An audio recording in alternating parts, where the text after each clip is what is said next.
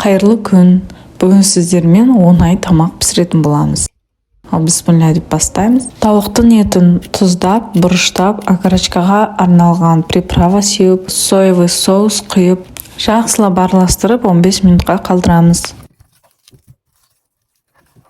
Қазанның ең астына жіңішке туралған жуаны және бетіне сары майды турап саламыз.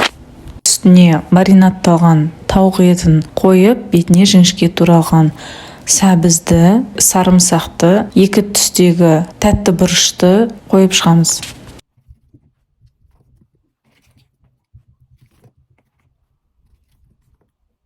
Соңына жуан қылып туралған картофельдерді салып, бетін капустаны жапырақтарымен жауып қоямыз.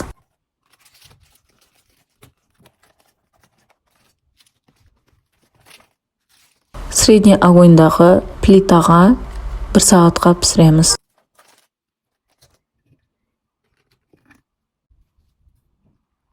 Бір сағаттан кейін барлық көкөністер әдемі болып піседі және тауықтың еті де жұмсақ болып шығады.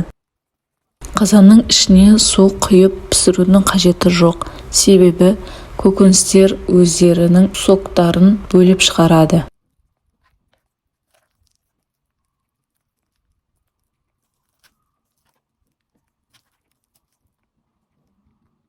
Астарыңыз дәмді болсын. Осы әдіспен тамақ пісіру ұнаса, видеоға лайк басып қойыңыздар.